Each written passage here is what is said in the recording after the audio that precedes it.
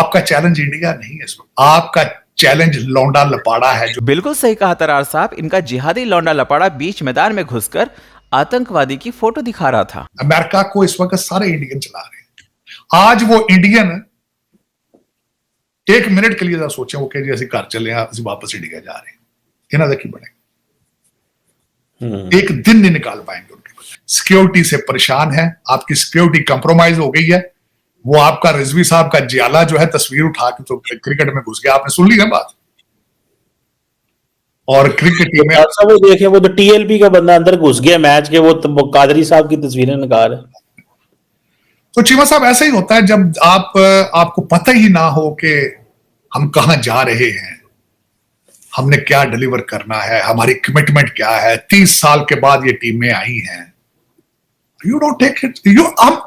मैं अफसोस है, आप अपने आप को सीरियस नहीं लेते, आपने पाकिस्तान को सीरियस क्या लेना है? आप खुद फरेबी का शिकार है। कोई नहीं चीमा साहब, लेकिन अफसोस हुआ मुझे वो सारी खबर सुन के, वाकया सुन के कि वो खालिद अपना रिजवी साहब की तस्वीर उसने पकड़ी भी और सीधा वो जाके ऑस्ट्रेलियन प्लेयर से जाना जफा मार लिया।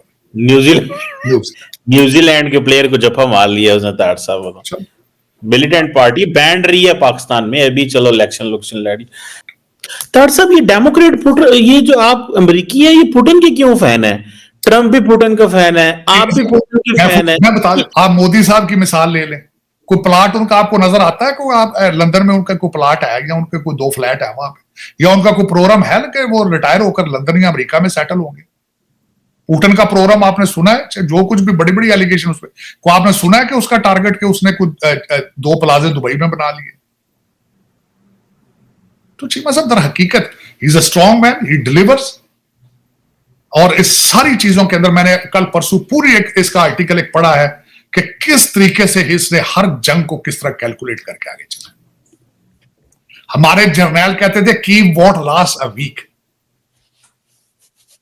ऐसा हमारे जनरल मिली जैसे जो जर्नैल थे ना, कागज के जर्नैल, तो ये कहते थे कि तो चीमा साहब अच्छा मैं छोटी सी मिसाल बताना चाहता हूं चीमा साहब, इस सिस्टम के नए सिस्टम की जरूरत क्यों है? अमेरिका को बहुत अच्छी जरूरत है। चीमा साहब 99 तेजस जहाजों के इंजन बेचे थे, एक नहीं डिलीवर कर पाए। 31 ड्रोन्स का सौदा था, एक डिलीवर नहीं कर पाए। F-35 कागलों में बेच देंगे, डिलीवर एक भी नहीं होगा। दवाइयां सारी वहां बन रही हैं, बाकी सारी चीजें चाइना में बन रही, यहां पे क्या बन रहा है? सिर्फ लोग बेवकूफ बन रहे हैं। यहां पे बच्चे वीड पी रहे हैं और ग्रेजुएट गोरा काला यहां पे नहीं मिलता चीमा साहब गवर्नमेंट को हायर करने के लिए। ग्रेजुएट सिंपल BA नहीं मिल रहा है। चीमा साहब मुझे ये बताएं, आप जरा देखें, इनको आज इंडियन चला रहे हैं। अमेरिका को इस वक्त सारे इंडियन चला रहे हैं। आज वो इंडियन एक मिनट के लिए सोचे वो कह जी असं घर चले असं वापस इंडिया जा रहे हैं, इन्हों का की बनेगा? एक दिन नहीं निकाल पाएंगे उनके बगैर, इंडियन टेक्नोक्रेट्स के बगैर। तो ये दर हकीकत चीमा साहब इसमें इस सारे चीज को इंजन ओवरऑल करने की जरूरत थी, और that's what is the Donald Trump is doing मेरे ख्याल में। और he is very successful doing and it is very popular. People are, लोग बेजार हैं, लोग उसके पीछे हैं, लोग चाहते हैं कि ये जो हो रहा है सिस्टम, जिस तरीके से ये किया जा रहा है 360 से। आपको नहीं लगता कि ये अगले 4 सालों के अंदर अमेरिका दुनिया में आइसोलेट हो जाएगा? अमेरिका के जो ट्रेडिशनल पार्टनर थे, देखिए अमेरिका ने अलायंसेस बनाए, ये अमेरिका का आइडिया था। ट्रांस अटलांटिक अलायंस हो, ग्लोबल फाइनेंशियल इंस्टीट्यूशंस हो, कुछ भी हो, अमेरिका ने हर चीज खुद स्ट्रक्चर खड़ा किया। आज अमेरिका जब इस स्ट्रक्चर को तोड़ेगा या इससे पीछे हटेगा, तो आपको लगता है अमेरिका की क्रेडिबिलिटी और अमेरिका पे ट्रस्ट रहेगा? अमेरिका को आज चीमा साहब अपने सर्वाइवल की जरूरत है, क्रेडिबिलिटी की जरूरत नहीं है। आज मैं उसकी बात भी बताना चाहूंगा चीमा साहब। दूसरा, आप इन्होंने फाइनेंशियल सिस्टम स्विफ्ट बनाया था, रशिया 3 साल उसके बगैर सर्वाइव कर गया। अब आगे क्या चाहते हैं आप? ब्रिक्स अब आगे करेंसी बना रहा है, आपका क्या ख्याल है उसको अलाउ किया जाए करेंसी बना? आज सर्वाइव, मानरो डॉक्टर कंप्रोमाइज कर गया चाइना। आप ये बताएं कि आप इससे आगे कहां जाना चाहते हैं एज एन अमेरिकन? इससे आगे कहां जाए? और दूसरा, जिन अलायंस की बात कर रहे हैं, अलायंस कर रहे हैं आप यूरोपियन अलायंस, जो खुद हैंडीकैप में बेचारे, जिनके हालात ही कोई नहीं।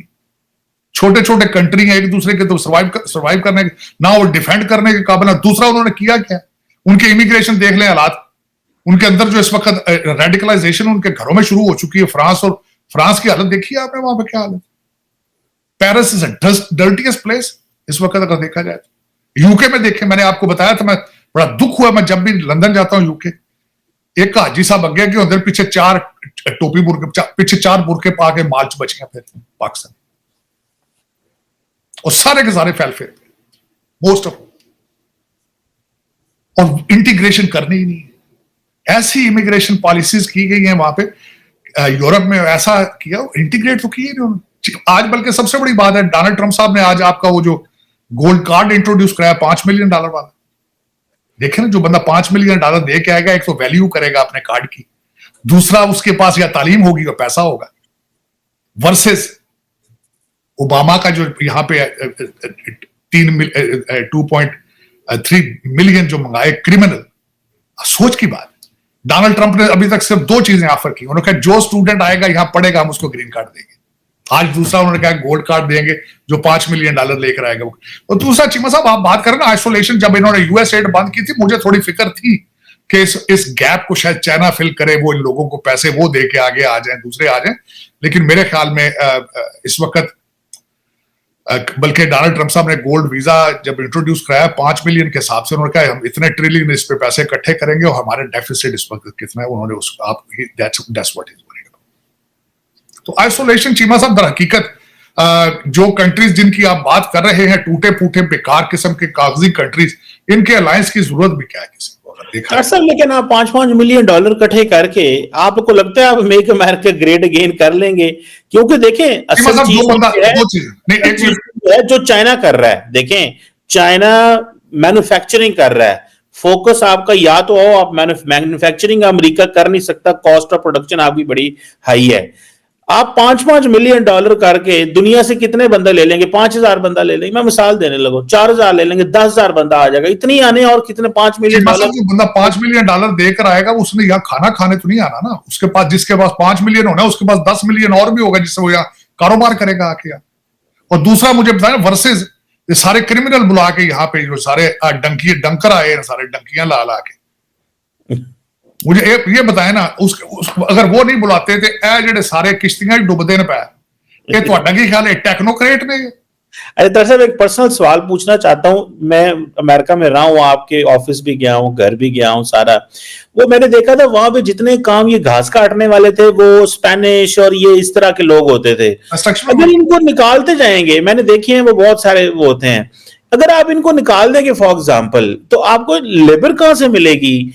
और ये क्राइसिस ये जो पैदा होगा, क्योंकि आप खुद ही तो कहते हैं ये गोरे अब काम भी नहीं करना चाहते, तो वो गैप इतना बड़ा जो आ रहा है वो कैसे होगा? उसमें बात पहले भी इस वक्त सबसे 2 चीजें बताऊंगा। आपकी बात बिल्कुल ठीक है, घास भी यही काटते हैं, कंस्ट्रक्शन भी यही करते हैं। आप एक तीसरी चीज को भूल गए कि अमेरिका के अंदर सारा एग्रीकल्चर भी यही करते हैं। लेकिन वो कराती किस तरह अमेरिकन गवर्नमेंट या अमेरिकन सारे, इनको टेम्परेरी वीजा इशू किए जाते हैं।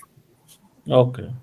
और ये एक प्रोसेस के जरिए वेट होके आते हैं, और that is what their plan है, कि इनको टेम्परेरी कार्ड देकर, वर्क वीजे देकर इनको एज अ वर्कर लाया जाए, और वो करेंगे और वापस चले जाएंगे। रहना हुआ तो रहे, नहीं रहना तो नहीं रहना, लेकिन किसी प्रोसेस के जरिए वेट होकर आए। गैंग्स ना आए जो आके यहाँ पे जो तमाशे करते हैं वो ना करें, और ड्रग्स को ना लेकर आए। तर हकीकत चीमा साहब, 5 मिलियन का गोल्ड वीजा है, उसकी भी बात यही है कि जो आएगा वो वेट होकर आएगा।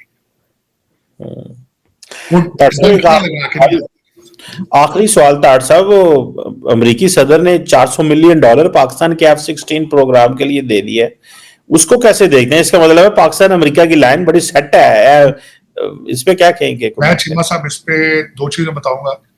इस वक्त मैं, आपको पता है, हर वक्त रिसर्च करता रहता हूँ, पढ़ता रहूं। भारत के अंदर इसके बड़ा गम और गुस्सा का इजहार किया गया है। कांग्रेस ने उसको मोदी साहब के ट्रिप को नाकाम करार दे दिया है कि जी आपकी ऊपर सख्तियां हैं, और उधर उन्होंने 300 मिलियन दे दिया है। और उसके बाद ये कि खासकर कहते हैं जी F-16 का कॉन्ट्रैक्ट ये है कि वो सिर्फ दहशतगर्दी के लिए इस्तेमाल करेंगे, लेकिन पिछली दफा पाकिस्तान ने उनको हमारे खिलाफ भी इस्तेमाल किया। तो मुख्तलिफ किस्म की बातें हैं, लेकिन आप ये बात ज़हन में रखिएगा, जब तक MBS has good terms with US and Asim Munir is the army chief in Pakistan. Pakistan will enjoy the very good relationship with America. Period. उसकी वजह यह है चीमा साहब, आपके ये जाली मुर्शद ने बड़ा जोर लगाया है, बड़ा जोर लगाया, डॉलरों की पाउंडों की बोरियां बारिशें कर दी, आज भी हो रही है। तो दोस्तों ये है तरार साहब, और ये लगातार पाकिस्तानियों की बैंड बजाते रहते हैं, लेकिन पाकिस्तानी ऐसे है ना कि फिर भी इनको कुछ समझ में आता नहीं है। और वैसे कमर चीमा इनको तो खासकर है ना, भारत के बारे में बात करनी है, इनको समस्याएं भी सुननी है, इनको उसका इलाज भी जानना है, लेकिन उस पर अमल नहीं करना है। और सबसे बड़ी पाकिस्तान की जो प्रॉब्लम है ना, वो इनका जिहादीपन है। इनके लौंडे लपाड़े जो है ना, जो मदरसे में पढ़ते हैं, मौलानाओं को फॉलो करते हैं, इनकी हालत ऐसे ही रहने वाली है।